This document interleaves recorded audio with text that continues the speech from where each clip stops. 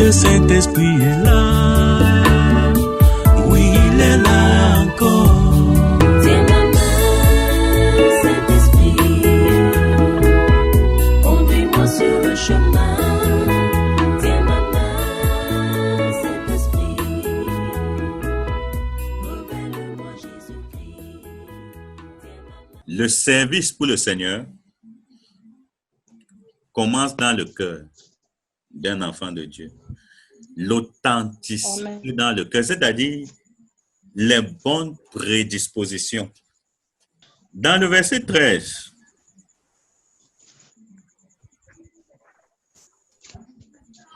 qui est notre dernier verset, le verset par lequel nous allons nous arrêter ce soir, nous voyons Samuel oindre David, n'est-ce pas? Amen. Amen. Ok. Samuel prit la corne d'huile et l'oignit au milieu de ses frères. L'Esprit de l'Éternel saisit David à partir de ce jour-là et dans la suite. Samuel se leva et s'en alla à Rama. Peut-être que tu n'as pas bien compris, je te rappelle ceci. Samuel a pris Amen. la corne d'huile. Il a versé sur David. Et l'Esprit de l'Éternel a saisi David à partir de Amen. ce jour-là et dans la suite. L'onction, avant l'huile sur David. Quel est l'esprit qui était sur David? Puisqu'on dit que c'est quand Samuel a oint David qu'il a été saisi par l'Esprit de l'Éternel. Donc, nous parlons ici de quelqu'un que Dieu a choisi avant que son esprit, l'Esprit de Dieu, ne soit sur lui. Qu'est-ce que Dieu a donc choisi? Qu'est-ce qui a marqué Dieu sur cette personne? Ce qui a marqué Dieu sur David avant que l'Esprit de Dieu ne descende sur David, c'est le caractère de David. Amen. Dites-moi un bon amen. Amen. Amen. Parce qu'il y en a parmi vous et parmi les enfants Amen. qui disent que non, c'est parce qu'on a Amen. on a relâché l'onction sur tel qui fait ça. C'est parce que tout le temps, le leader prie pour tel et relâche l'onction sur lui. C'est pour ça qu'il manifeste ce qu'il manifeste. Non. Tout commence par le caractère. Qui es-tu avant que lui Amen. ne descende sur toi? Amen. Quel est l'esprit qui est sur toi avant que l'Esprit de l'Éternel ne vienne et ne te saisisse? Amen. Donc, la première chose qui qualifie David, ce n'est pas l'onction de Dieu sur lui. La première chose qui caractérise, ou alors qui qualifie David, c'est ce qu'il y a dans son cœur. Et ce qui est dans son cœur est lié à son caractère. Qu'est-ce qu'il dit? Qu'est-ce qu'il pense de l'Éternel, son Dieu? Nous verrons ça dans la suite. Parce qu'il dit que quand le lion et l'ours attaquaient le troupeau de son père, il poursuivait parce qu'il a marché dans la conscience de la présence de Dieu auprès de lui. Mais l'huile de consécration n'était pas encore descendue. Donc, David a commencé à impressionner Dieu par son caractère, par sa foi.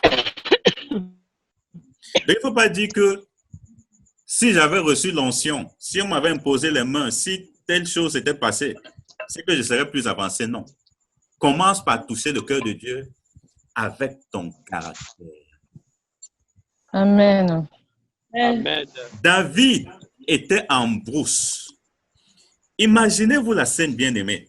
On a annoncé que le prophète Samuel devait venir chez Isaïe. Puisque quand il arrivait, les gens du quartier sont venus Amen. pour dire, est-ce que tu viens avec quelque chose de bon? Donc, on en a parlé. Est-ce que David a abandonné les brebis de son père pour venir dire que je ne dois pas manquer cette fête glorieuse dans la maison de mon père? Il est demeuré là en brousse avec les brebis de son père, fidèle il a démontré sa fidélité dans les petites choses. Ça, c'est le caractère, ce n'est pas Amen. Dieu ne fait Amen. exception de personne. Si tu touches son cœur, Amen. il va Amen. t'introduire dans une plus grande sphère et tu seras honoré. Amen. Ce n'est qu'une question de temps. Alléluia. Amen. Amen. Oh, gloire. Amen. Peut-être que le Seigneur a déjà envoyé cette personne qui va te distinguer dans cette génération. Mais il faut que tu saches que entre l'endroit où on va t'introduire pour te distinguer, Amen. alléluia, Amen. et le lieu où tu te trouves en ce moment, là, tu es en brousse. Amen. Tu dois quitter de la brousse pour l'endroit où tu seras honoré dans la maison de ton père Isaïe. Ce n'est pas à côté, tu quittes la Amen. brousse là. Mais le Amen. prophète est déjà là, il t'attend. Amen. Amen. Donc, Amen. non, ne te décourage Amen. pas. Ne perds pas la foi. Amen. Jesus. J'imagine ce qui s'est passé avec David. Amen, Seigneur. On arrive, on lui a dit, petit frère, pardon, essaye de retirer, change tes habits sales là. Depuis tu gardes le troupeau avec les habits là, c'est sale. Il y a quelque chose à la maison, il y a quelque chose de grand à la maison. Ne viens pas avec le genre de vêtements-ci. Et je peux entendre David dire que tous mes vêtements sont sales. Je n'ai que ça. Mhm. Vérité. Souvenez-vous que je passe beaucoup de temps ici. Il n'est même pas possible pour moi d'aller faire ma lessive. Vraiment souffrir, grand frère. Vous savez que David était le dernier. Il a dit souffrir, grand frère, que je vienne avec ça. David s'est dit, qu'est-ce qu'on entend encore de moi là-bas? Certainement, je vais peut-être, on a acheté des nouvelles brebis là, il faut que j'aille les chercher pour les ramener en brousse. David ne savait pas que c'était le grand jour de sa vie. C'était le jour de l'exaucement. Amen. Amen. Bien-aimé, si tu Amen. touches le cœur de Dieu, ce n'est qu'une question de temps. Amen. On saura un jour que tu as été vrai. Amen. Amen. Dieu va t'introduire, Dieu va dire, voici mon produit. Amen. Amen. Amen. Thank you, Jesus. Merci, C'est Jésus. une dimension, c'est quelque chose que Dieu prend très au sérieux parce qu'il en va de son honneur, de sa grandeur, de sa fidélité. Amen. Peu importe dans quel trou un enfant de Dieu peut se trouver. S'il est fidèle là-bas, à Amen. un moment donné, Dieu va dire que si vous n'allez pas le chercher, il n'y a plus de paix pour vous. Amen. Amen. Donnez-moi Amen. un bon amen là, s'il vous plaît. Amen. Amen. Amen. Et croyez-moi, ceux parmi vous qui à partir d'aujourd'hui vont décider de développer ce genre d'intimité avec Dieu. Les paroles que je prononce ici, c'est les paroles qui ont l'onction du Dieu qui m'a appelé. Amen. Oh. Amen. Amen. Il va vous chercher pour vous faire du bien. Amen. Amen. Alléluia. Amen.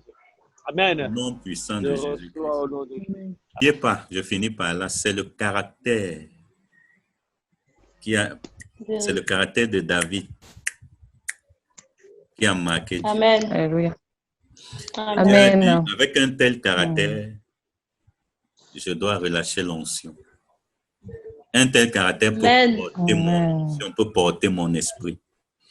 Quand Dieu a attiré mon attention sur ce Amen. passage, j'ai dit, Seigneur, aide-moi à me discipliner. Je ne veux plus relâcher l'onction sur n'importe qui, n'importe comment. L'onction que Amen. je vais relâcher sur Amen. les gens sera proportionnelle au caractère qu'il manifeste. Amen. Il n'y a pas la grande onction sans le caractère approprié. Ça ne se passe pas. Alléluia. Alléluia. Amen. Amen. Amen. Dieu ne veut pas nous voir fonctionner dans la religion. Amen. que nous Amen. manifestions le caractère approprié et il nous encourage en nous donnant l'onction parce que c'est le caractère qui va t'aider à mieux utiliser l'onction que Dieu relâche sur toi. Amen. Amen. Amen. Alléluia. Amen. Amen. Répète après moi, Père au nom de Jésus. Père, au nom Père, Au de nom de Jésus. Aide-moi aide-moi à Aide-moi développer le caractère à développer le caractère de qui va retenir ton attention et tu vas relâcher ton onction sur moi. Ton Esprit Saint va me saisir et je vais manifester ta gloire dans un niveau optimal. Et je vais te révéler à cette génération et tu seras davantage honoré, davantage glorifié et tu ne regretteras pas, Seigneur, de m'avoir choisi, de m'avoir fait naître dans cette génération pour contribuer à l'avancement de ton royaume. Au nom puissant de Jésus-Christ. Amen. Donc, par la grâce de Dieu, nous avons fini pour aujourd'hui. Le chemin est très long parce que nous tirerons des leçons au fur et à mesure et nous allons évoluer sur ce thème concernant les pas de David. Et à un moment donné, nous allons nous concentrer davantage sur ce qui a fait en sorte que Dieu appelle David un homme selon son cœur. Parce qu'il y a plusieurs leçons à tirer de l'histoire de David, mais nous ferons l'effort d'insister, de nous concentrer un peu plus sur sa particularité. Il y a plusieurs serviteurs de Dieu aujourd'hui, comme au temps de David, plusieurs servantes de Dieu, plusieurs frères, plusieurs sœurs. Mais qu'est-ce qui peut nous distinguer? Il faut que ce soit précis, afin que nous sachions comment évoluer, afin que nous ayons le choix. Parce que le rôle d'un leader, je le disais encore dimanche, c'est de nous donner la bonne information afin que nous ayons le choix, que nous décidions de notre choix. Quel est le standard où je veux servir Dieu sans me séduire? Amen. Quel est le standard? Parce que pour être vrai avec vous, sur 10 personnes qui aiment Dieu aujourd'hui, c'est-à-dire on demande à 10 personnes qui aiment Dieu, ce que nous verrons, c'est que les 10 personnes vont lever la main. N'est-ce pas? Je parle des chrétiens. Les gens vont lever la main. Ils vont dire qu'ils aiment Dieu. J'ai déjà essayé ça. Tout le monde lève toujours la main. OK. Maintenant, parmi les 10 personnes, nous aurons 5 personnes qui ne feront rien pour prouver à Dieu leur amour. Je dis rien, donc c'est que les 5 personnes vont simplement lever la main, nous aimons Dieu. Ce sera tout. Maintenant, il en reste combien? 5. Très bien, vous me suivez bien, il en reste 5. Ok, donc on a dit si les 5 premières personnes ne feront rien, c'est-à-dire que c'est vu. Dieu dit, qui même ici, les gens lèvent, il y a 5 personnes, après il y a 10 personnes qui lèvent, et les 5 premières ne font rien pour démontrer leur amour à Dieu, puisque quand tu dis que tu aimes Dieu, bon, tu apaises ta fibre religieuse. Nous aurons 3 personnes qui vont s'intéresser à, OK, comment je démontre à Dieu que je l'aime? Comment est-ce que je procède? Et chemin faisant, il y aura ce que la Bible appelle les soucis de ce monde. D'accord? Quand les soucis vont se présenter, ils vont dire, Seigneur, ils vont dire, c'est toi-même tu vois. Je veux bien, mais les gens qui sont mariés vont dire que les femmes mariées vont dire que est-ce que mon mari sera d'accord pour telle chose? Seigneur, je veux bien. Si je n'étais pas marié, j'allais. Il y a les raisons. Donc, si tu veux, tu vas dire que non, c'est mon boulot, mon patron est trop exigeant. Il y aura toujours les raisons. Donc, on a 3 personnes qui vont essayer. Les soucis du siècle présent vont rapidement taire la petite fibre qui les poussait à vouloir justement plaire à Dieu. Il reste combien? 2. Il reste 2. 2 personnes. Parmi les 2 personnes, on aura une personne qui fera face aux soucis et qui va tenir pendant un certain temps, qui va même marcher sur l'eau. Mais quand les vents vont devenir de plus en plus violents, la personne va dire ici, je ne tiens plus. Voilà pourquoi il y a cette parole, celui qui persévérera jusqu'à la fin. Donc, tenir aujourd'hui ne veut pas dire que tu as tenu pour toujours. Un peu comme à un moment donné, quand on parlait beaucoup du sida, on faisait les programmes. Et il y a cette phrase qui m'intéressait souvent. On disait, le tout n'est pas d'être séronégatif, mais c'est de le demeurer. On peut vraiment tenir ce langage aujourd'hui. Le tout n'est pas de n'avoir pas le coronavirus. Il faut tout faire pour ne pas l'avoir. Ici, ça renvoie à quoi? Amen. La persévérance. Amen. Donc, celui qui tient aujourd'hui, mais qui se prépare aussi à tenir demain, sachant que demain, les vents seront plus violents. Alléluia. Amen. C'est le message prophétique de la Bible. Demain sera plus compliqué qu'aujourd'hui. Donc, tu es supposé manifester une plus grande foi demain par rapport à aujourd'hui. Donc, sur 10 personnes, nous n'aurons qu'une personne qui tiendra aujourd'hui et qui tiendra demain et qui tiendra jusqu'au bout.